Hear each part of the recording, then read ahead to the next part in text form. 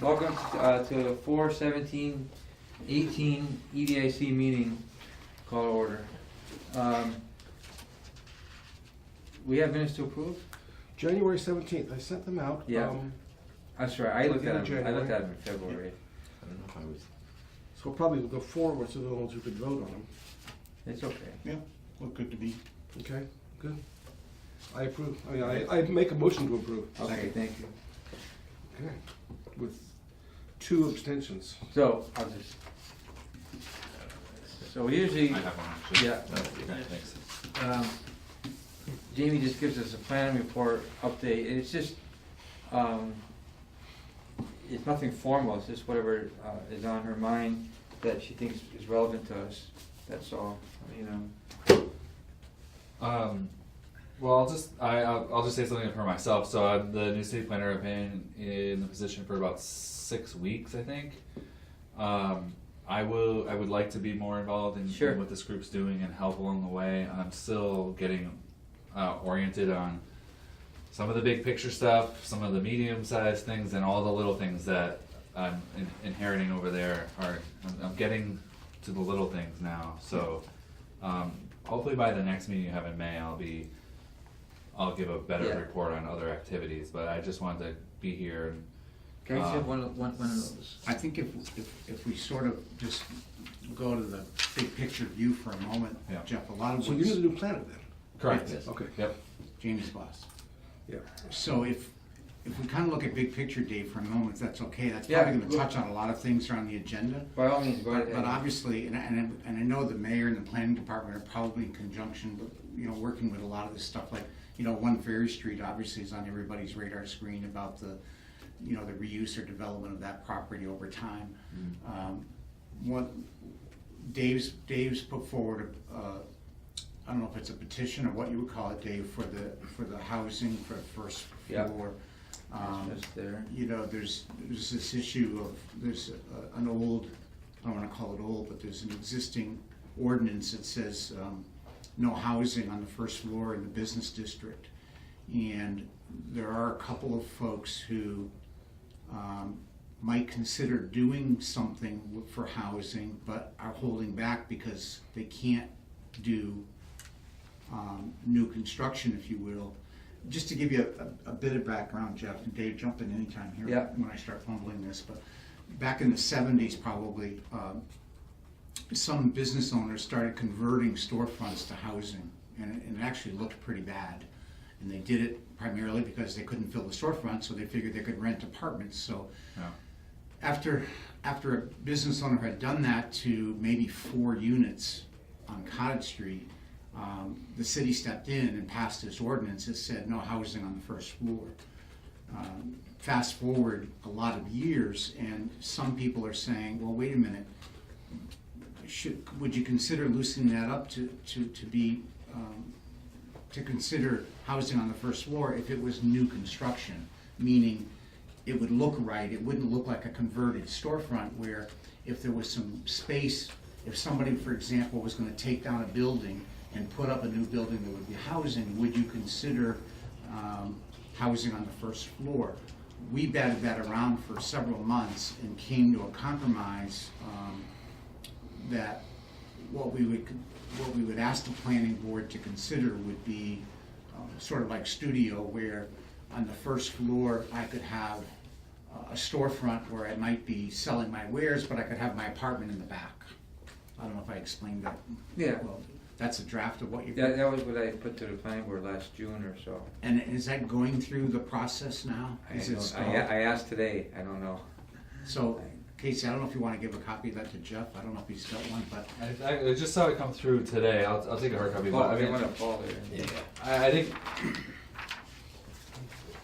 Well, what it is, what that is, to be honest with you, take a step back. Everything that Tom said is accurate, but it was our baby step to help the EDIC be a little bit more involved in helping out with zoning. We figured this would be small. If it was it's general language. It's not specific. It was designed to promote discussion. Right. But just say, for example, that was adopted the way it was written, more or less. I only see it in reality happening in at the most 4 or 5 instances. I mean, the Hurry Scurry building is the building that we all talk about. It's easy to talk about. It's a building by itself. You can kind of envision, 40% of it, the back half being an artist, and then his or her gallery is in the front. It's easy to visualize that and talk about it. The intent, like Tom said, is not to do away with storefront, first floor, foot traffic, commercial. But it's the intent is to try to stimulate some housing, and because I think there's some other things that we need to work on down the road for economic development. I personally, and Tom agrees, we need to reintroduce over 55 zoning. But before we took on something like that, we wanted to take a baby step. Yeah. And I think Dave's title of that being baby step is key. It's a baby step. We decided, we agreed, if you will, months ago that one of the key components of economic development that we've really overlooked for years is housing. We always thought, well, housing, that's somebody will take care of that. We're focused on business, we're focused on industry, whatever. Well, what business or industry of any size is going to look at East Hampton if they can't have housing for their employees? And when you look at the housing market today, and the food chain of housing that I've always looked at is from the guy living in his parents' basement to the person looking to downsize because they want to get into a smaller home. And every step along that food chain today is clogged up. You can't go anywhere. Yeah. From an apartment to your first home to your bigger home to your smaller home to assisted living, every part of that's clogged up today. And what we were hoping to do is there a way we can, it's clogged up because of supply and demand. There's huge demand, there's no supply. So we end up with folks in that food chain ending up forced to look outside of East Hampton. And the biggest component of that is that over 55 group that's forced to look out of East Hampton. Right. We know a lot of cases where, key constituencies in the city have moved to Westfield, for example. Westfield has a proliferation of over 55 housing. But anyway, is there some way we can inject something into that food chain of housing that frees that up and allows that flow to occur? So, for example, if we encouraged someone on Northampton Street with property to build a bunch of one-bedroom apartments, well, all of a sudden, you've got a flow in there where people are moving out of mom and dad's home, they're moving into one-bedroom apartments, maybe even somebody downsizing is looking at it, or is someone looking at putting in, an over 55 development that might put in 40 units of over 55. Now those folks sell their homes to move into that. Now those homes are available. Now those folks move out of the apartments become available. You create that whole cycle again, where right now it's like frozen in the city as far as Dave, I've picked on you all the time, but I don't know if you can count on one hand the apartments you have available in East Hampton. It's pretty limited from time to time. Yeah, well, the thing is, there's a lot of, with over 55, there's a lot of people in that age bracket that have houses in the $200,000 range, or maybe even $225,000. But there's no incentive for them to downsize because the condos, the over 55 condos, are all going from $275,000 to $325,000. Right. I mean, they're downsizing also, not always, but sometimes it has a little bit of a characteristic of cashing out a little bit to a certain degree, Right. And and over 55 is not the silver bullet. It's just part one, like Tom uses the word, the expression food chain. But one of my sons is looking for a house, a starter house, and we got a, because I'm in the business, we have a line on one. But I tell you, every open house, I can almost tell when I go to open house now who the tire picker is and who the real buyer is, because I've been to so many of them with 40 people. Yeah. It's. And, the housing, I just want to say a couple things. I'd like to just look at a couple things in advance of the next meeting. Sure, so I'm not sure. prepared. Yeah. Oh yeah. You guys can kickstart something like the live work or even this over 55, but just and I'm sure because you guys are all well versed. I mean, you know that once you kickstart something, it goes through the process, which is Yeah. where it's going to get bogged down most Exactly. likely. Right. And we can try to reduce the amount of time that it sits bogged down in other places. But like, I would want to look at the housing production plan. I think if you're going to start to talk about housing, we have a housing production plan, which we as a community need to start with the housing production plan and pull out the goals from that you think could be pursued. And that would be the first document that kind of starts the discussion. Yeah. It's identifying the housing production plan, that elder housing is important, and then. That's very true, and Nicole had mentioned that she'd like to see a little bit more collaboration or communication between us and like the housing committee. The housing partnership, right, So right. that, the left hand knows what the right hand's doing. That's all well and good. My only thing though is, everybody knows that everybody is resistant to change. Everybody knows that change is hard, but what people are failing to realize right now is the rate of change is accelerating. And as the rate of change accelerates, we're falling behind. Not just East Hampton, everywhere. It's, the stuff that Amazon was doing, it's big right now. That I'm not talking about the online sales. They weren't even doing 2.5, 3 years ago. And it's impacting, and any planning institution, UMass, Pioneer Valley Planning Commission, the amount of information they have, the wealth of information, the intelligence though, but it's stepping behind, it's losing a step. And the housing production plan of 5 years ago, I wouldn't go so far to say it's outdated, but we gotta use it. I guess the other point too, I agree with you about housing production plan and looking at that, Jeff, but one of the things, to Dave's point, where we're trying to look, who was it that said, Gretzky said, I don't skate to where the puck is, I skate to where I think it's going to be.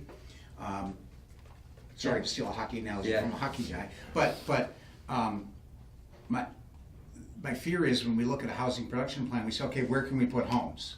As opposed to, where could we potentially consider changing some zoning that would allow more development of homes? Right. So- No, I get that, but I think so. And it relates. I didn't get to finish. I mean, I think it relates to what does the master plan say, and what does the open space plan? Where are these areas that would be suitable to start talking about? And I think if you base it in plans, then you kind of can jumpstart that conversation and get a place, some places just generally identified, and then start.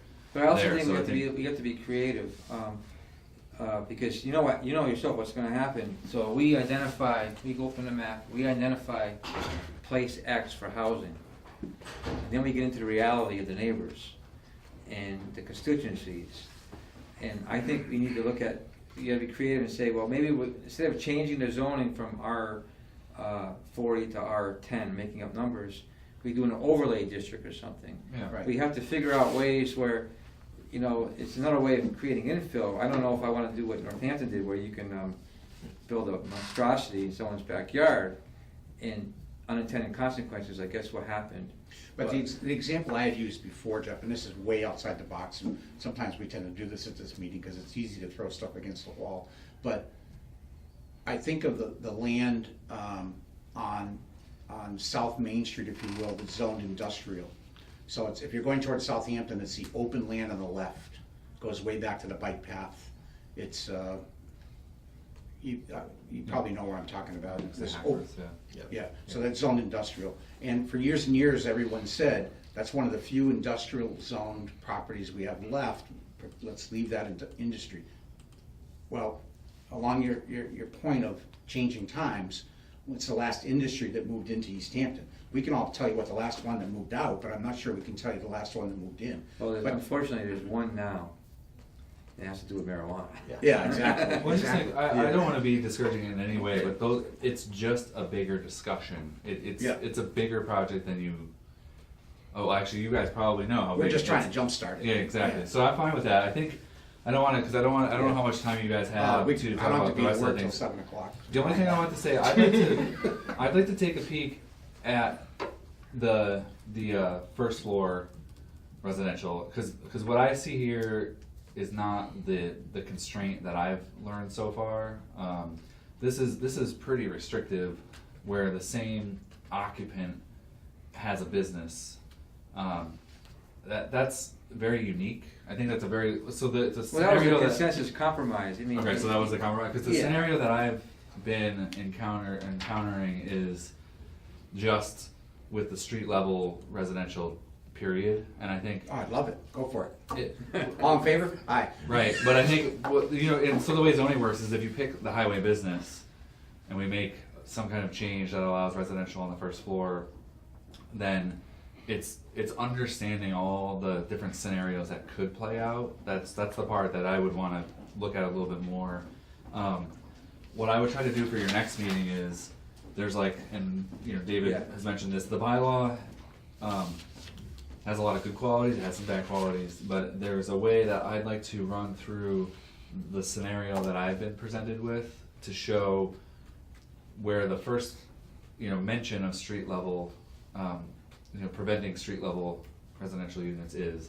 Then how do you apply it in the highway business, and where's that constraint? Just to map it out a little bit to understand the actual constraint that that may be holding a couple projects back, and Yeah, so then. we started the conversation with residential first floor, period. We Right, started with that, right, and we yeah. ended up with a compromise, but where I had some outside advice is someone said to me, if you look at the current ordinance about the restriction on first floor residents, Yeah.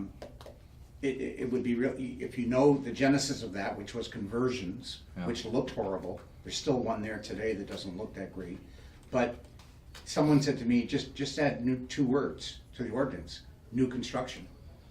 Yeah. So- Well, the other one that I've seen is, so that it talks about street level, I think is one of the terms that's in the bylaw, street level. Uh-huh, And one of the scenarios is if it's not on a street.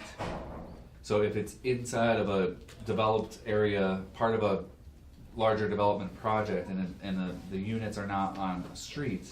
But could they be at street level? Right, and so I think that that's part of that needs to be clarified. It could be something that maybe is done in a definition to. So in that example, you could, for example, say that, you could take a storefront in Union Plaza and convert it to housing because it's not on the street.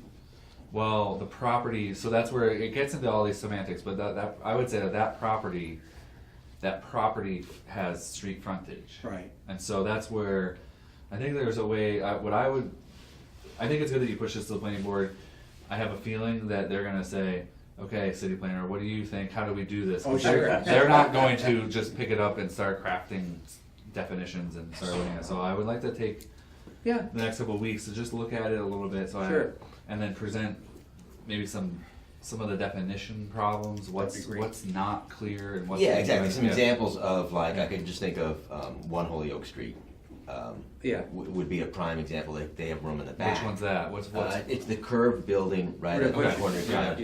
Yeah. And he's had trouble filling that unit. right? Okay, so his language and his needs would be very different than someone else Yeah. on Main Street. So it's definitely, Right. I think we all just sort of put potential examples of good and bad Right. to say, like, all right, how do Yeah. we navigate those Right. words? Yeah, because there's something in when you look at the townhouse, I think it's the townhouse section, or multifamily.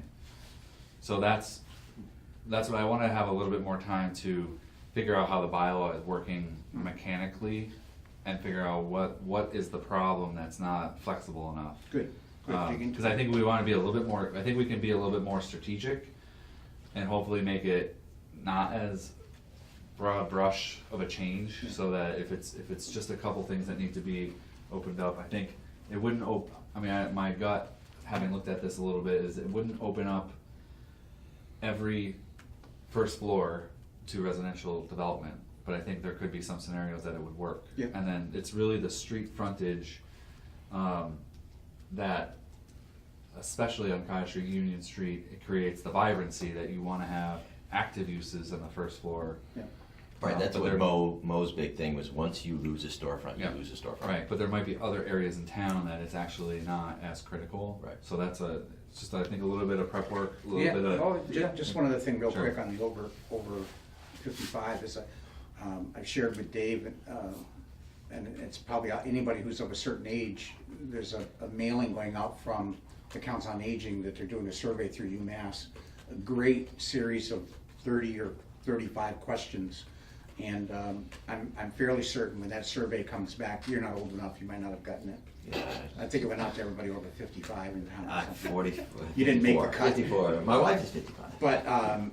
But the point is, when that's done, I think that's going to be able to be shared, and it could be some valuable information for us. But when UMass came in to make the presentation on the reason for doing that study in the first place, one of the things that jumped out at me in their study of East Hampton becoming older, they've projected that, and this is part of the UMass study, they've projected that by 2030, sounds like a long way off, but it's not.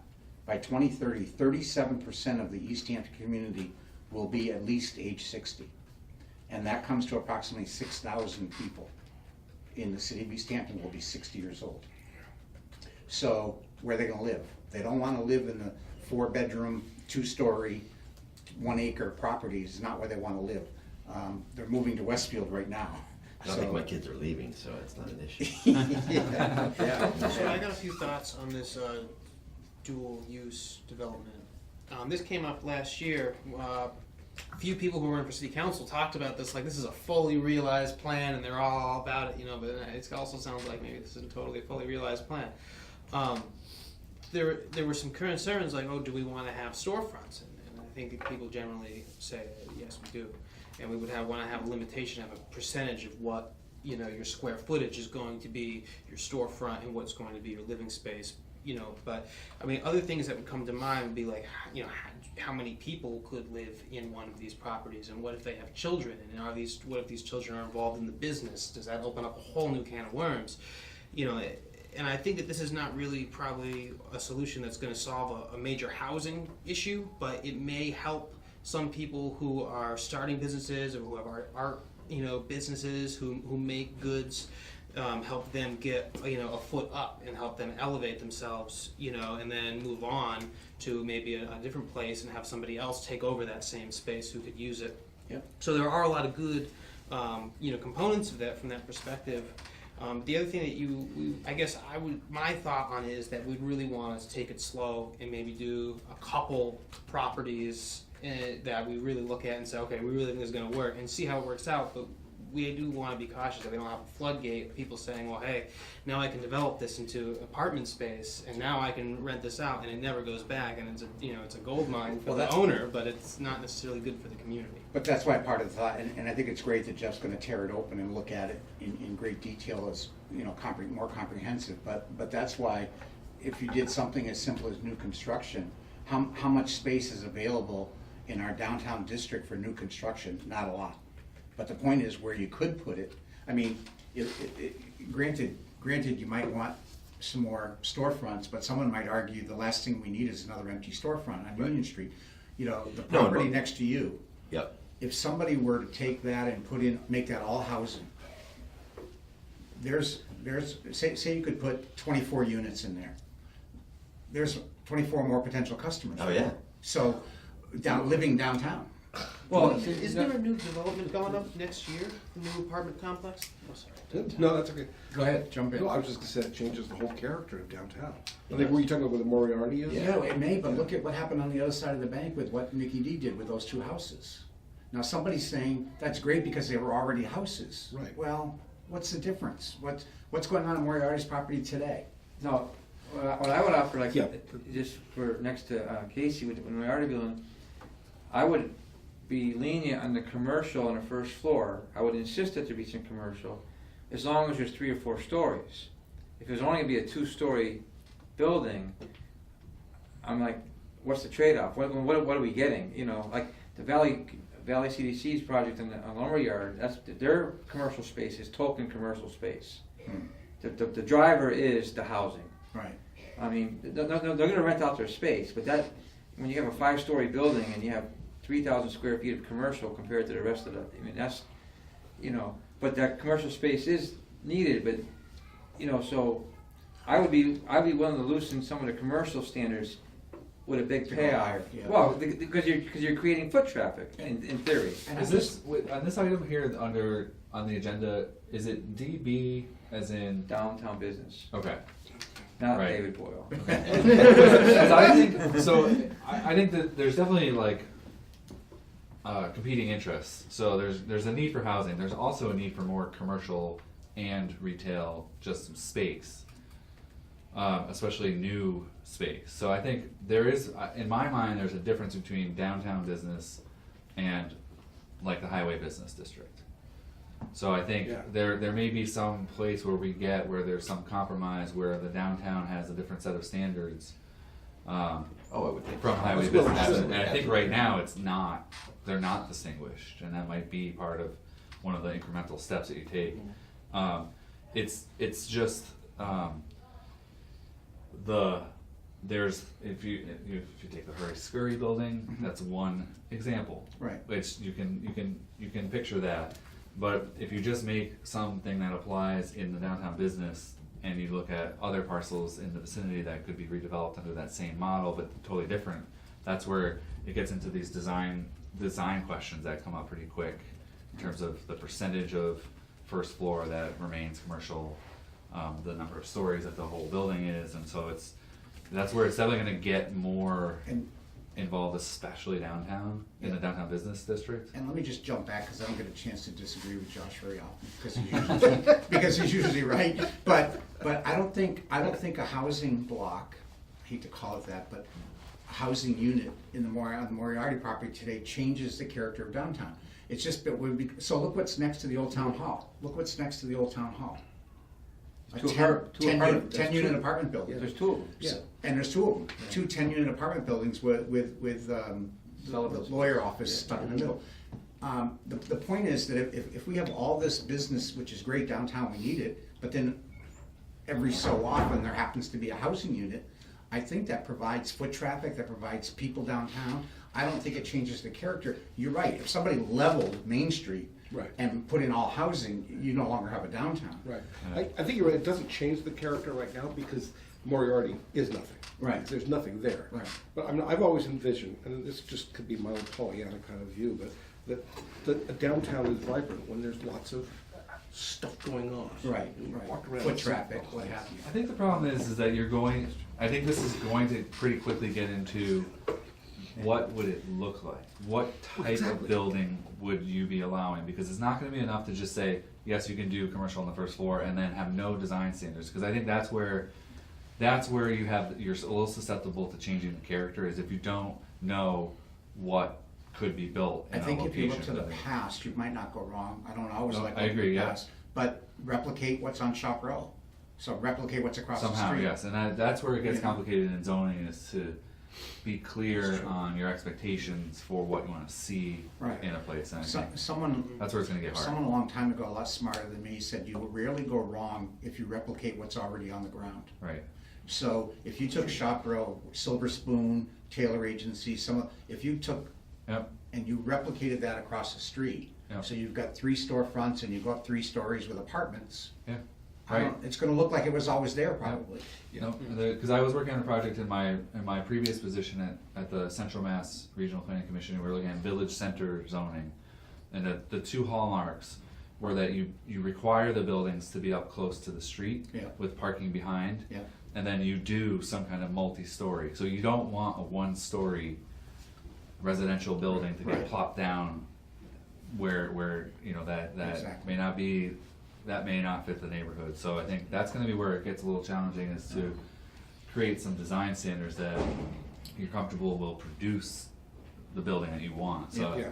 it's just a little bit longer term project than I think we can work on, maybe clarifying some of the definitions. And I think if you look at the highway business, I think there's an easier way to clear that up first and then look a little bit more carefully at downtown. Well, in the highway business, just to add to your list, or in the back of your mind, there's the, it takes another year to play out, but the Stop and Shop parcel, I think the city should relook at a TDR there, and start thinking about it. A what? Well, not TDR, what was that, there's the zoning that was, Cod Street is, apartments has that zoning, I forget the name of it. 40R. 40R, I'm sorry. Right, so that, 40, yeah. Yeah, so, I just think, in the back of your mind, you need to be thinking about that, because, Stop and Shop, their foot on base is another year and a half. And, so if they come, they come. If they don't, what's gonna go there? It's a big parcel, it's highway business. Right. And I just think in the back of your mind, as a planner, you might wanna be just thinking about that, because, wherever you target changes, there's gonna be friction. Yeah. And then, but at some point in time, you have to be a benevolent dictator and just say, go with it. Right, and 40R is just an opportunity to do high-density residential development. So that's the map there. So it has like Cottage Street, Union Street, and then Pleasant Street, which is, you know, it covers the mills. And so Yeah. that is valuable to have. That's an in-depth conversation, Right. but I think it goes along with the potential for over 55, whether that would be Yeah. the kind of housing you might want to see there, or something like that. So that's noted. Yeah, that's all I would say about it. Okay. No, this is good. I already it's a lot of work to get through all these, but I think they're good priorities. I know that your committee has had them for a while, so it's not. Yeah, I think our job was just to try to get it jump-started and get some focus on that direction, Okay. because it seemed like for this small group, it was always, you know, business, but I think housing is an important piece of Right. it too. It's a good mix. Yeah. Well, I think part of it also came from the ability to fill storefronts, that it's been difficult to fill storefronts. Why don't we try to make them owner occupied, or you know what I mean? Why create more? But, right, but it's like someone would take over that storefront if they could live in the back. Right, but on the housing thing, specifically with Hurry Scurry, if you were a developer who could put something on that property, and there's 5 empty storefronts on Union Street, I've got a great idea, let me create 2 more storefronts on Union Street. Right, For what? You know, they can't fill the 5 that are empty now. right. So There's no demand. there's no demand. And maybe we resolve that over time. I mean, one of the things we've said, Jeff, is when the school vote passes, that's gonna potentially create one of the biggest economic impacts in downtown in our lifetimes. The reuse of those old school buildings. Could be some huge possibilities between Maple, Center, Pepin. Just like the Memorial Hall building. The great economic drive that created. Yeah. Well, Wait a minute, let me do one of those big bang No, things. no, that- Was that sarcasm? Yeah. Okay, I'm 1 for 1. Regarding that, here's a letter we sent regarding, the possibility of future reuse. I know that will go into city council's hands, and, they may or may not have a future use committee, but we just wanted to, be a part of it, at the appropriate time. And one of the things, Dave, we've bantied about, and we've seen a lot of suggestions thrown out on social media or wherever, but we keep thinking of parking, but it may be time for East Hampton to think about a little bit of a parking garage, about more than 1 story. Somebody's even mentioned, why wouldn't you consider a parking, at least 1 or 2 decks behind this building? Why wouldn't you consider a 1 or 2 deck? I'm not talking about something that towers over the storefronts, but if it was the same height on where Center School is, why wouldn't you consider maybe 2 or 3 decks of parking that, again, creates more, just, one level gives you what, 24 parking spaces maybe? Yeah. You can double or triple that by not going very high.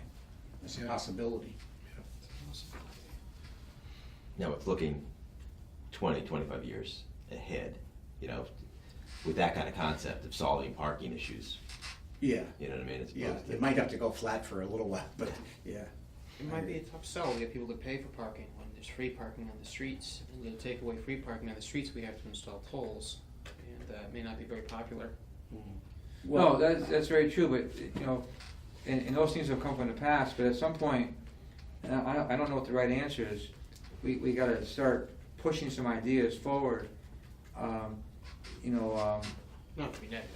No, because I'm just a firm believer, if you stand still, you're falling behind. Right. And just, and it's hard, it's competitive. I mean, any town, I'm sure, is asking the same questions. I mean, but for me, the housing part is, historically, I haven't built a house in a few years, but up until about the recession, but maybe a few years before the recession, historically, East Hampton was according to Stuart, it was 30 new housing units a year. Now, that could have been 3 new houses, or 10 houses and 20 apartments. But for a while, it was pretty regular, but then it kind of stopped. And somewhere, for many reasons, nothing, it just did. But we're out of balance now. We're out of balance. And not just us. I mean, Boise, Idaho's out of balance. Both coasts are out of balance. We're not producing, even though family size is decreasing, we're not producing enough units. But land doesn't grow. Right. So you got to be creative. That's all I'm getting at. Exactly. And if it was that easy, it would have been done. And I just think that housing can spur economic development. Right. Live workspaces, all that stuff. Yeah, I mean, just generally, my take on some of this is that they're all good ideas, and I know that they've probably been ideas for quite some time. I think if it's not identified in the master plan or the housing production plan, I think it makes it a lot harder to push an initiative forward. So I would be, part of what I want to do is be looking back at the master plan, what's been done, what hasn't been done, and where do we look next? Because I think some of these are just they're big topics that if there is not a community planning process, even a small one, to accompany them, they just may never really take off in the way that you want. So I think the schools downtown, if the vote passes, I think it'll open up an opportunity. We say when, by the way, not if. Thank you. So when the vote passes, I think it'll give us a clear opportunity to start some kind of like broader downtown discussion. Yeah. And I think then you get parking rolled in, you get housing, you get the mix of uses. You have to have some kind of broader community discussion to really get the buy-in. Yeah, For that process, some of the Jeff, bigger- and you're probably very well aware of it, but typically what happens like with Memorial Hall, Parsons Street, when it's a school, Yeah. Memorial Hall's exception to that was already city-owned, but once the school department vacates the buildings, the school committee declares them surplus. Right. And once they're surplus, they revert back to the city. Right. And now, in the past, and Nicole may do whatever, but in the past, the mayor has always established a reuse committee. Okay. And they go out and come back, they kick the tires, they do whatever. Hopefully you'd be intimately involved with that. Yep. And they come back with recommendations. And Yep. they put their recommendations before the mayor, and then you've got to sell to the city council. And then they decide, is there a use for them in the city? Is Right. there, they go back to private sale? Do they go back on the tax rolls? How do they all work? Right, and it's just not clear to me that, I would hope that can happen, because I think once the city has possession of those properties, I think it helps initiate a good discussion about what these two properties would look like, but how they interact with the rest of the downtown properties. And I Yeah. think just quick on parking, I had experience in both Worcester and in Amherst on parking, and I think there are quite a few tools that are just not employed by the city in terms of parking right now, and I think you'd have to go through the process of employing certain tools with parking first before you get to that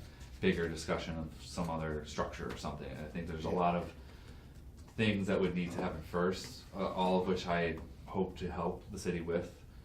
Signs for where the public parking is. I think there is some need to talk about meters in certain locations, and there's a way to start this discussion where there's a newer set of legislation that's out there for parking benefit districts.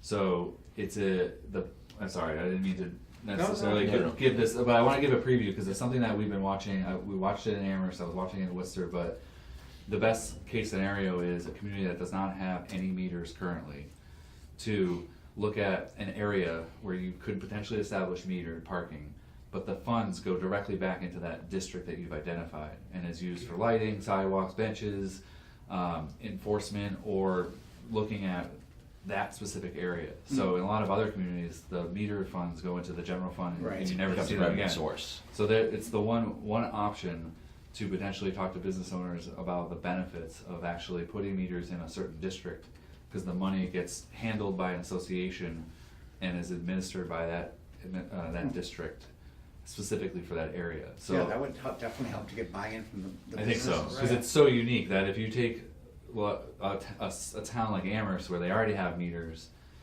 there's a lot of people who want that money, the income from the meters, and so it's hard to then Pull it take away that from or them, pull yeah. it away, whereas you should be starting a discussion fresh, so. Right.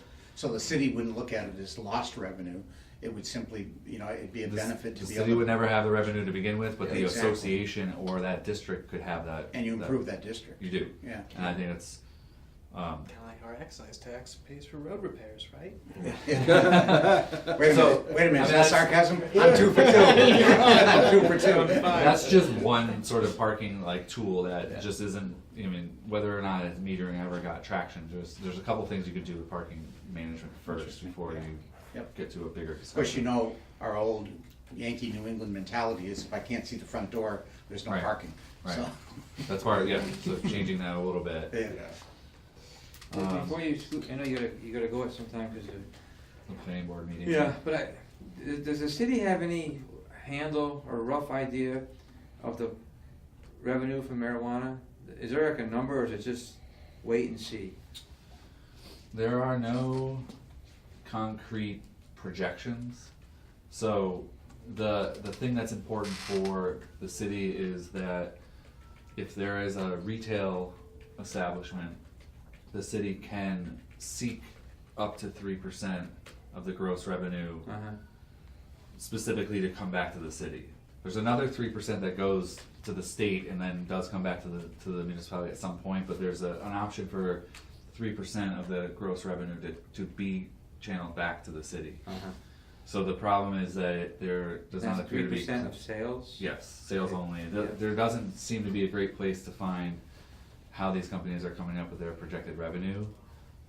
That will likely probably start happening once they enter into licensing at the state. I see. And Tough that on a just, high- that's high starting. cash business, huh? It's starting basically today. The state commission will start accepting applications, and there's packets of information that they need to submit, and I would expect Uh-huh.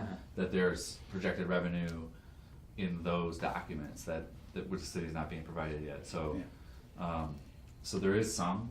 Okay, no, I was just But curious. you know what's an interesting thought though? Take that back to the parking meter discussion. That's revenue that doesn't exist today. Right. Well, that's why I asked you. So there may be a lot of hands out around the city saying, hey, wait a minute, we could use it over here. We could use it for road repair. We could use it for this. We could use it for that.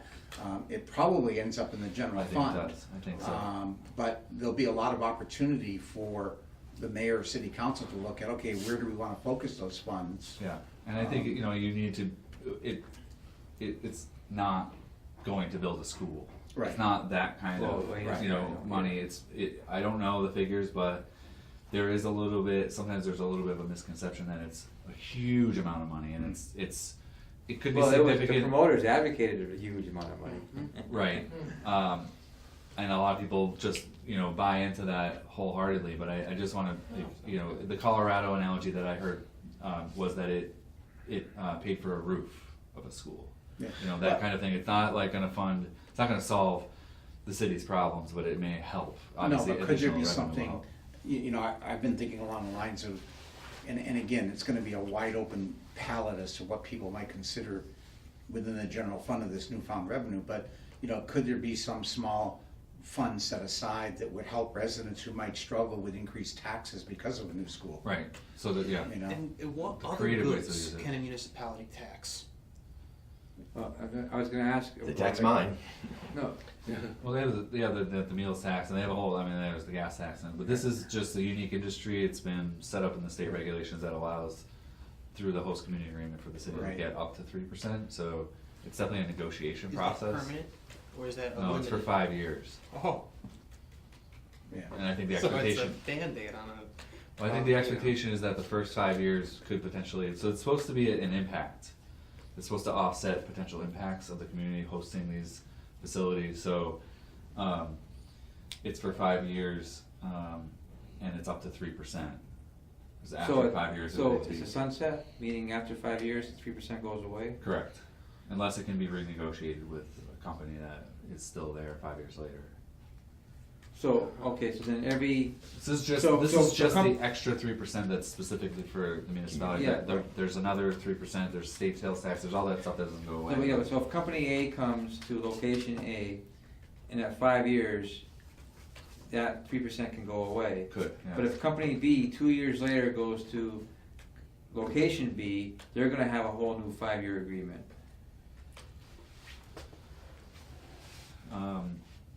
Yes, I think, I don't know that I follow that entirely, but basically if someone wants to locate in East Hampton, whenever that occurs. That's what I'm getting at. Yeah, so they enter into a host community agreement at that point. Right. And then it's 5 years from that point on, Right, so, yeah, yeah. right. Yeah, It's not a that's what- 5-year window, it's 5 years from when you open your. Correct, that's my understanding. Right, right. Right. So if a new shop. First 5 opens, years of business. Yeah. First Right. 5 years of business, yeah. Right. And it only applies to marijuana. That Right. extra 3%, yeah. And is there any sort of language regarding like marijuana cafes or other types of businesses maybe that we have now that, you know, have a current business but want to incorporate marijuana products?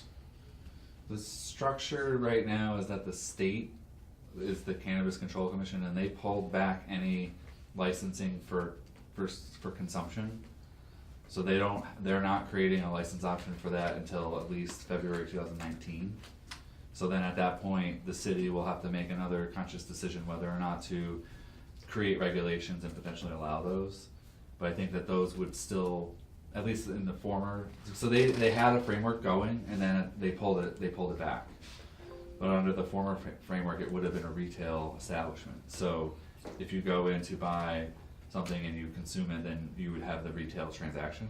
So you'd be potentially needing to do this agreement where where the city gets 3% of those sales. If that was your question, those aren't really in play yet.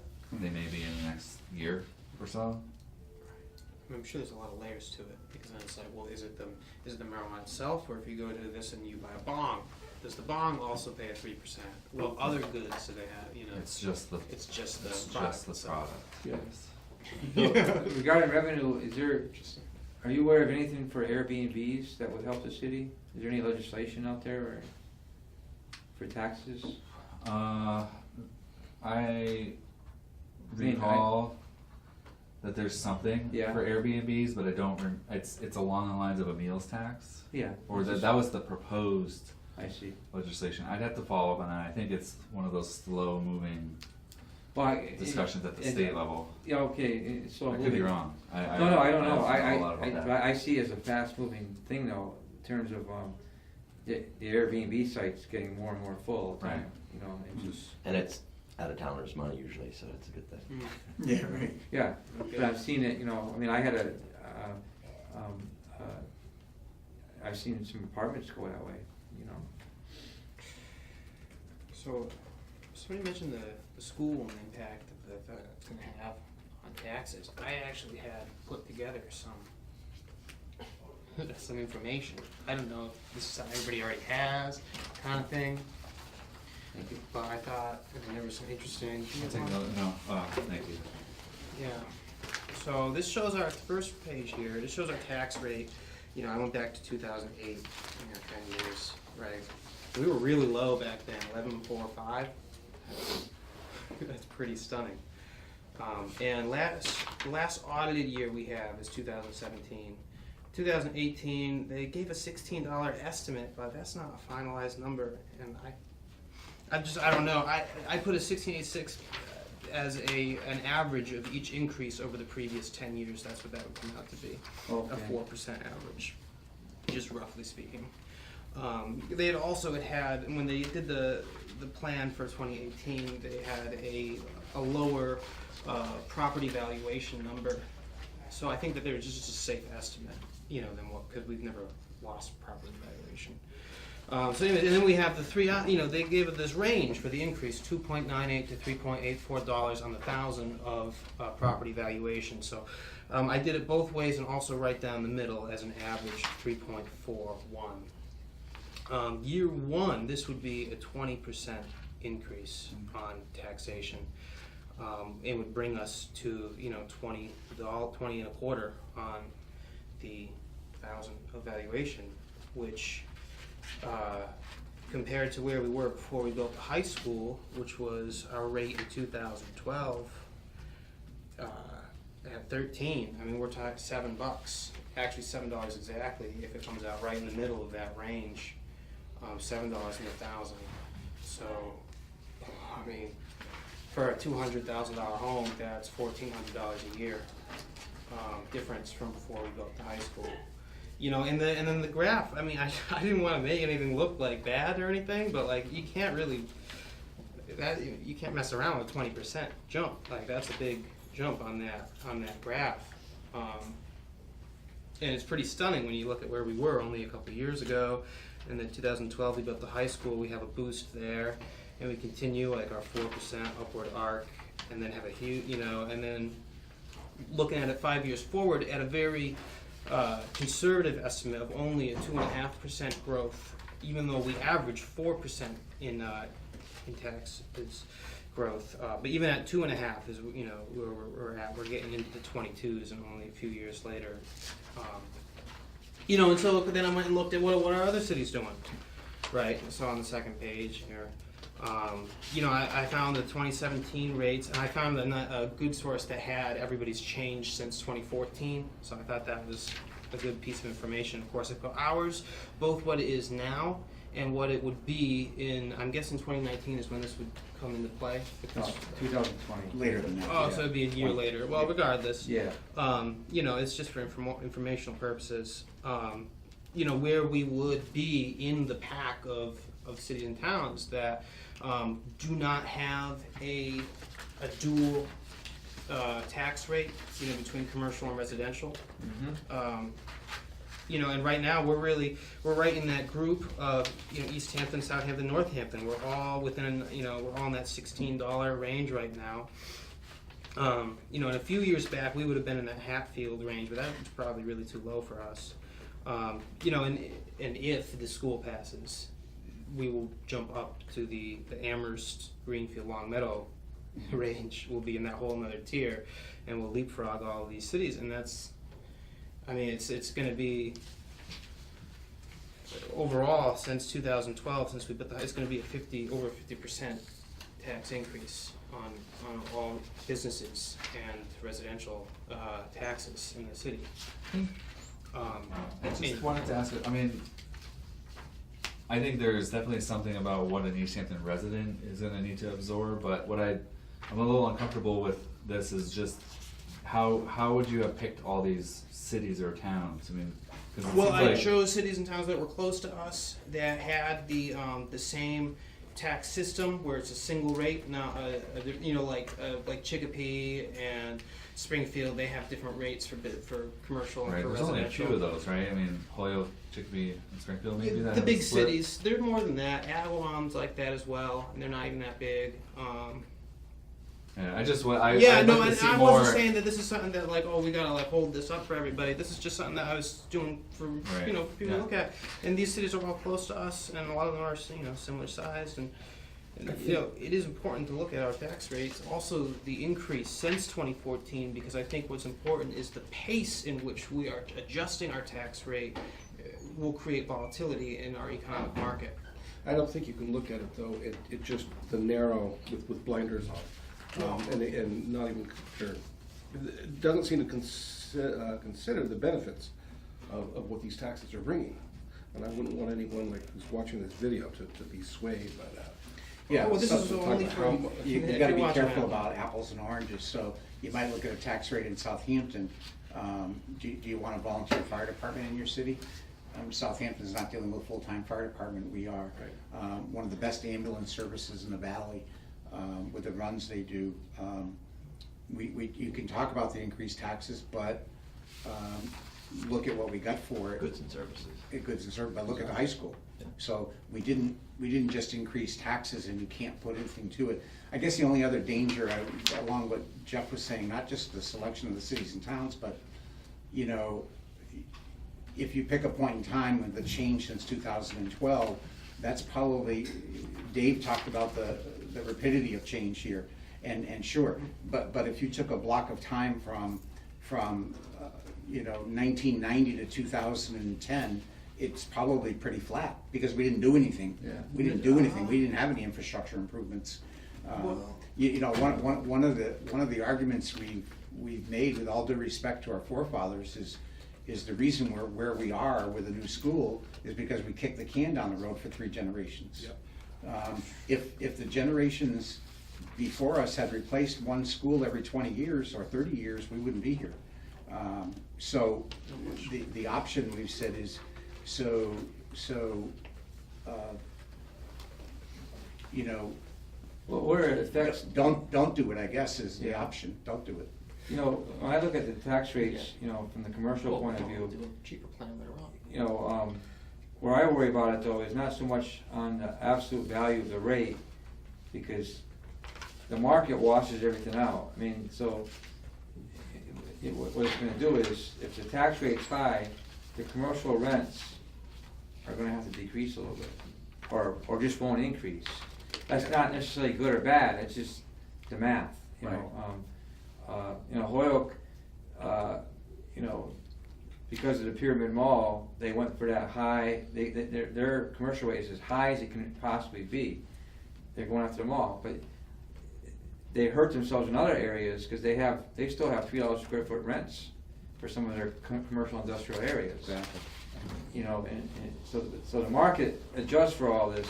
I mean, I think you're absolutely right, when you look at the graph, I mean, you know, picture is 1,000 words. Right. You know, and, But we've heard time and time again how when Prop 2.5 went in and froze everything, East Hampton was very low compared. I mean, if we had raised taxes faster to catch up with our peers, we would be in a lot better place when you start adding 2.5 to that every year.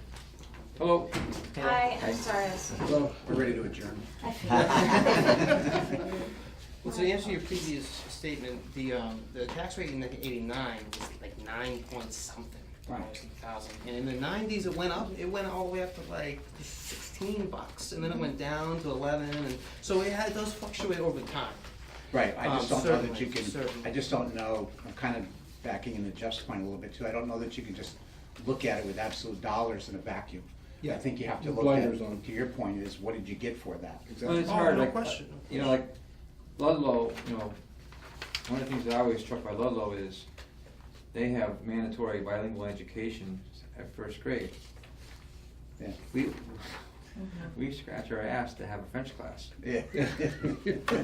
You know, so sometimes, you know, it's hard, what are we offering? I mean, we have a great community, but sometimes, like you say, it's apples and oranges. Right. And I guess one other analogy I've used too, that I use it just to make a point, but I have to be careful because it's the same thing of taking something out of context.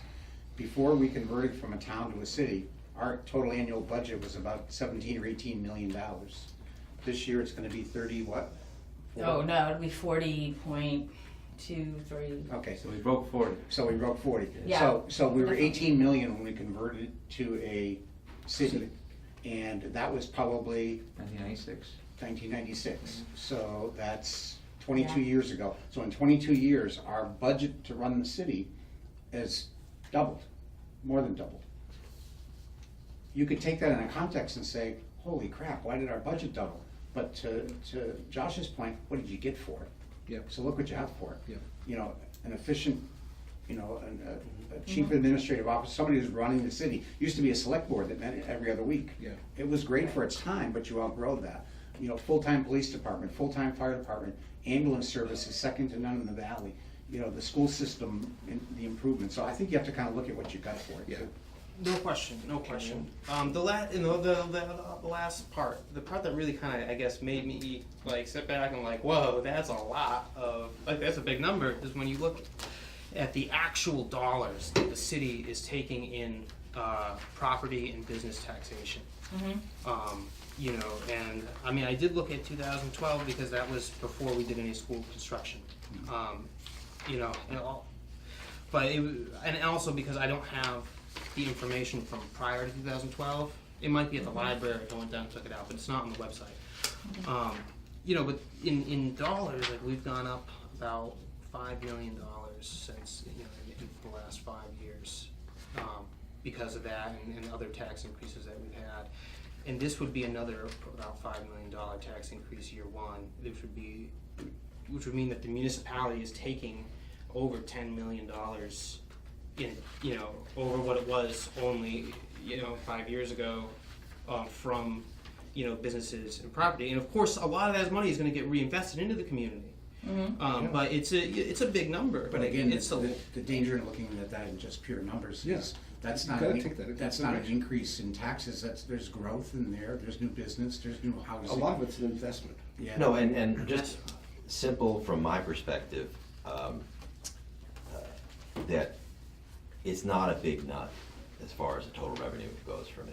You know, certainly an extra $1,000, $2,000, $3,000 a year in taxes, would like to stay in my pocket, but, if it needs to go to the city, it goes to the city, who helped me open that business any time I needed, you know, somebody to go look at the property and say, how are we gonna deal with this drainage? How am I gonna deal with this kind of stuff? That they were all very accessible to me, that allowed me to open the business. So it's like a goods and services that I get from the city that just is cost of doing business. And it's, you know, the one thing I realized that on my multifamily unit, I only have 2 of the 4 units occupied now, is that I ain't making money on that thing.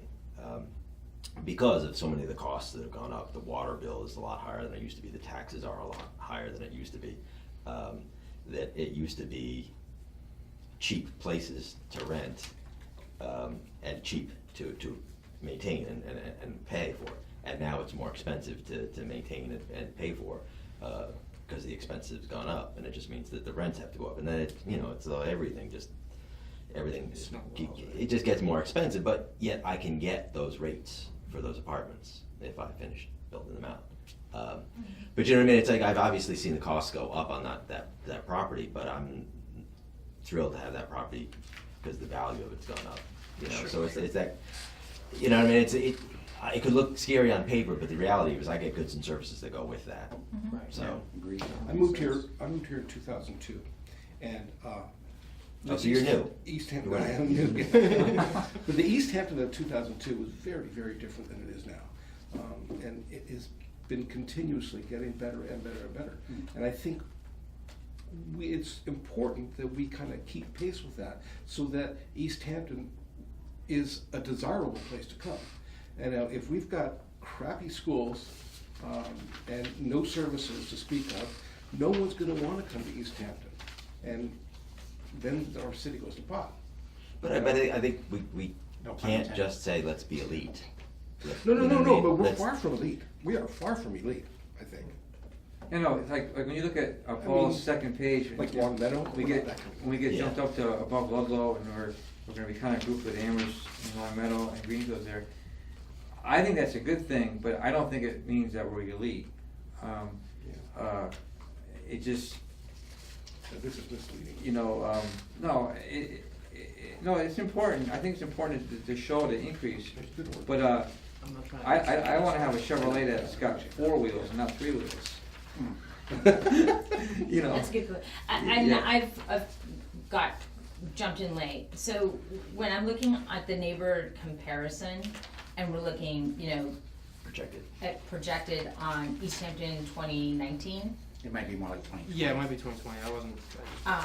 Yeah, no, but I'm just wondering, so if we're looking, so this idea of being elite and comparing it to Amherst and Greenfield and Long Meadow, what of that rate is debt or bonding on top of? I'd love to know, I just think of Greenfield, which has done no capital investment improvement, schools and forever. So is that 2173 just on property tax or revenue alone? And does that include a high school, public safety's off, Yeah. a new ladder truck, that, Great point. Amherst just shut down their new school. That didn't make the problem go away. They're still gonna have to face the Right. piper here someday. It's either gonna be renovating the schools they have or eventually building. They're gonna get the $3.76 increase on top of this number. They just kicked the can down the road. So right, and I you're guess right about that's, Greenfield. yeah, Yeah, so, Greenfield has a new high school, but, which is successful like ours. Yep. And, Long Meadow also has a brand new high school, and they paid the top dollar for it. Yeah. Southampton may be facing some issues with Norris School.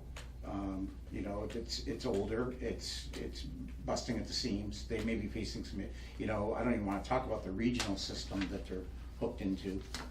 Don't have their own high school. Volunteer fire department, we said Southampton. I saw a report like this a while back, and maybe just because of size or whatever, but it leaves off West Hampton, and I've heard West Hampton taxes are ridiculous. Yeah. And if you're a So newbie, that was if you're a just newbie, my- you really know it. Yeah. Well, that was just my initial comment is, if you look at, No, really, they hit him. and this is my metric right now, but if you look at what the Pioneer Valley Planning Commission studies as their district, it's 43 cities and towns, and I just feel like, I don't know what the remainder, how the remainder will show up on this chart, but I think it just seems a little bit selective in terms of the neighbor comparison that's on that list. I think there's some other communities that are not listed, and again, I don't know what it would actually show, but just to me, like, if we don't have a clear metric on what our comparison would be, then we're just kind of really just drawing from various places. You know, in doing this, I wasn't trying to be like, here's all the cities. You know, I was Right. just picking out. I wanted to, you know, get like a good kind of like average and see the range. And this is the slope. And these are examples along Is the Long slope. Meadow the highest tax rate that you know of around here? Is I that? think it is. It probably is the largest for any one that's an individual, like a non-separated tax rate. You know, I think the biggest thing is to look at is the jump. But like, what I find to be unfortunate is unfortunately the jump, I would love, if that jump was to the general fund, not to the school, a lot of people would be ecstatic. Right? Well, because it Yeah. would make things a lot easier. But you know, I don't care if it's the stock market or other things, over time, the growth is at 35 to 40 degrees, but it goes like this. Right. It's not always, Yeah, average Mhm. down. yeah, and, you know, it is tough. I mean, you know, our company's properties, you know, it's not a $200,000 house, so this would be about $40,000 in, increased taxes in 2020. I didn't wanna talk about the bank. That's like a Right. person. Yeah. That's a job. Well, right, but Good it's, job. it's, Good thing I'm near retirement. Yeah. yeah. Promoting the Um, school, what it's gonna do to the bank tax. And I thought about it, and it's like, whoa, but, you know, I still think too, though, that, it'd be worse if we don't do it, you know, and, the tax rate might be lower, but there'll be costs, other costs. It really is, and I'm not even sure that you presented this, you know, because of the vote that's at hand, or just presented it for general information, but I've looked at the school as, you know, like it or not, it's a pay me now or pay me later. It's not a question of if, it's a Your question car's of gonna when. not last so Yeah. long. Yeah, And if we do wait, we won't have the state funding, when do you wanna do it? which is. Remember that half the expression, project. though, there's one more part of that expression in that commercial.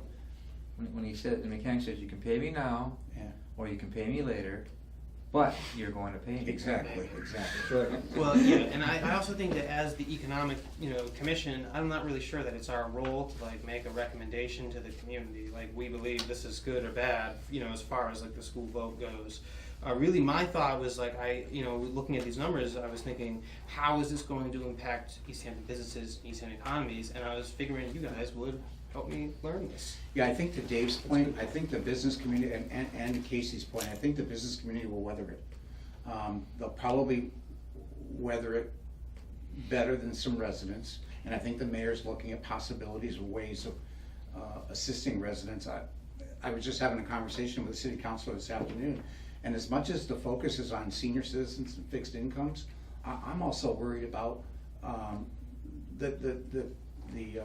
the two adult household with two kids that's scraping by week to week. So we have to look at this as a community. We're a whole community. It's not about how we impact seniors, because they're one part of the community, but they're one part of the community. How do we impact seniors? How do we impact young families? And it impacts a lot more, but I think the businesses, with all due respect, because I work for one, I think it's the least of our worries as Well, the business you know, community. I'm a little bit cynical on that, you know, like a lot of some of my peers in the short run are gonna complain about the tax increase. But not one of them is gonna give the city any money back on an increased valuation when they sell. Right. So, Right. you know, when the higher property value, I've never seen anybody say, well, you know, you can have this, I didn't deserve it. Right. I just don't think it's a choice, and history proves that. I mean, in 2000, we had an opportunity to build a new school with 90% reimbursement. Yeah. 90% reimbursement from the state, and we chose not to do it. And 2 years later, I think it might have been Chicopee that put it over the edge. They had a huge overrun on a high school. They had a $70 million high school project, or $60 million, it came in at like $100 million. Right. And the state killed the program, and when the program was resurrected 3 or 4 years later, it came back with 50% reimbursement. We've left 40% on the table by waiting. Yep, So let's wait another few years if we want. I just don't, and our schools are horrendous. yeah, and I just wanna make Oh, one they- other, I wanna make one other Not the point. people. To that point though, Facilities. Yeah. Josh, I wanna make one other point, because there's a lot of confusion about the condition of our schools based on maintenance, and it has nothing to do with maintenance. It's based on age. Oh, absolutely. Based on, Design. you can put, Yeah. you can put a ton of paint on a 150-year-old house, it's still gonna be Yeah. a shiny 150-year-old house. Age and space too. Age I mean, and space. At Center Pepin, they've got they're using classrooms on stair landings. Right. Landings. Right. They weren't built for that. Yeah. I mean, if schools were meant to last forever, our high school would still be at Memorial Hall. That was the original East Hampton High, was Memorial Hall. Then, in their infinite wisdom, our town fathers built Park Street. Park Street. It was called Park Street School at the Yeah. time. That was the high school. Guess what? It's not the high school today. They moved to Williston. So we did that for a reason over time, but we left the elementary schools behind, unfortunately. I'll start this by saying I'm not an economist, but to me there's an unknown benefit where this school could continue to draw in new residents, which on some level we just had the discussion about providing more housing. If there is not a demand to locate in East Hampton, the housing problem that we talked about earlier won't really. That's not a good situation where if you want to be able to provide more housing because you're expecting more people, and the schools is one of these pivotal votes where you're making a decision now that you're investing 10 years into the future. Again, I'm not an economist. What I'm trying to get at is with the school vote, there will be an opportunity for more people to continue to come here. And so that's going to draw more people. It's going to create potentially more opportunities for economic development. So those people are going to have then, they're going to want other services, which will bring more people to restaurants. It'll create more of a demand for commercial growth, which I think that's the unknown calculus Yep. is what could this decision generate in economic development revenue in the future. And I think what could So make that's- that even worse, Jeff, is if folks decide to continue to move to East Hampton, but school their children somewhere else. Right. Exactly. That's a So- huge Right. economic hit, huge. So I think, I was trying to get at like a business owner might be able to absorb this because they will, with new residents coming in, they might be able to generate new revenue based on the new people. So to me, and we talk about economic development and we need people to drive economic development. And so I see this as there's this unknown calculus of what this could do in the future. We talked a little bit about a reuse committee for the schools. Yep. We haven't even gotten to that point really to explore how that tax revenue could be generated and offset the costs over the future, Right. and so continued economic development. So I think that there's a way to buffer the business community, I think, by creating more people and more economic development opportunities. Yep. It's- I think- Okay, We're over our time limit. We have a strict rule Yeah. in this Oh, committee. We're out by sure. 5. Jeff has to go, but, everything we touched upon, unless anybody has anything, to, add, I'd like to wrap it up, and then, Jeff's gonna work on some stuff for the next meeting. And not with the expectation that you'll have completed answers. Right, good, thank you. Insights. Yeah, no, I think I should start that discussion. I said expectation, And I that was didn't all say about wish. housing. Because I think, on that note, I think anything that we, Looking that at the as a housing group, partnership agreement, Right. looking at the master plan and how we might fit housing into all of that. anything that we can do as a group to prepare information and background information for the planning board and then use to jump into a discussion Yep. will be helpful. Otherwise, you're gonna hit the planning board and all that stuff will have to happen, but it's gonna have to happen somewhere. Yeah. Well, don't you, So- isn't the theory to bury them in paperwork and just go ahead anyway? So, okay, thank you, and then, we'll be in touch. May 15th is our next meeting. Did I write that down? Yes, I did. And Okay. I will send this out to everyone. May So we'll 15th. visit, and please correct me if anyone has any issues. Thank you all. Adjourn? Thanks. Motion to adjourn and, Jeff?